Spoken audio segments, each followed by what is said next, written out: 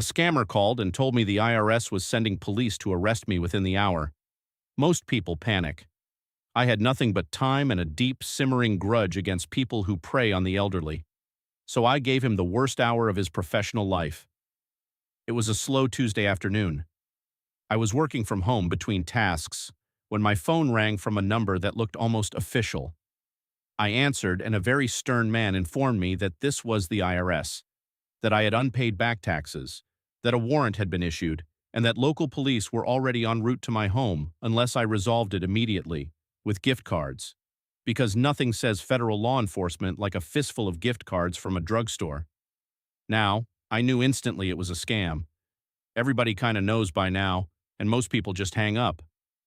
But here's the thing I couldn't stop thinking about. This guy does this all day, and most of the people who don't hang up, the ones who stay on the line scared, are old. They're somebody's grandmother, alone, terrified, about to drain their savings into a gift card because a stern voice told them the police were coming. And every minute this man spent on the phone with me was a minute he was not spending on her, so I decided to donate my afternoon to the cause. I gasped. I made my voice shake. I said, "Oh my goodness, officer. Thank you for warning me. Please, let me put you on with my lawyer. He happens to be right here." And then I covered the phone, cleared my throat, and came back as the lawyer. Deeper voice. Very official. Lots of paper shuffling sounds, which I made by crinkling a granola bar wrapper next to the microphone. And as the lawyer, I had questions. So many questions. I asked for his badge number. He gave me one. I wrote it down, slowly, reading each digit back. I asked for his supervisor's name, then his supervisor's supervisor. I asked which field office, and when he named a city, I said, "Oh, I have a cousin there. Do you know a Gary?" He did not know a Gary. I expressed disappointment. I told him that, for the deposition, I would need everything in writing, in triplicate, and asked if he had a fax machine, because my client only accepts service by fax.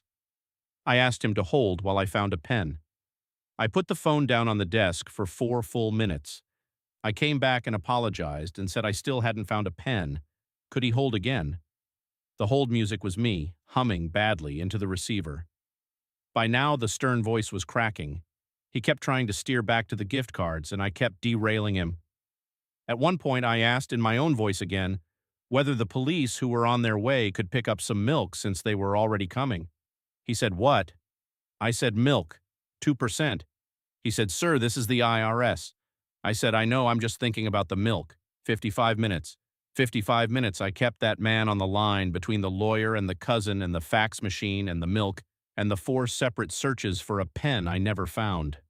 And finally, this hardened professional scammer, this man who tries to frighten widows out of their retirement, completely lost it. He started screaming. He called me the single worst person he had ever called in his life. He said I was a waste of his time. And I said very gently, "That's the nicest thing anyone has said to me all day." And I hung up. Because here's the math that made my whole afternoon worth it. 55 minutes he spent on me getting nowhere, getting milk. His 55 minutes he did not spend on some scared grandmother who might have actually paid. I'll never know who she was. But she got to keep her money that afternoon because a bored guy with a granola bar wrapper and a fake lawyer voice decided to be the most annoying obstacle on earth. 10 out of 10 would waste his time again. And I keep a pen by the phone now. Still haven't found the right one.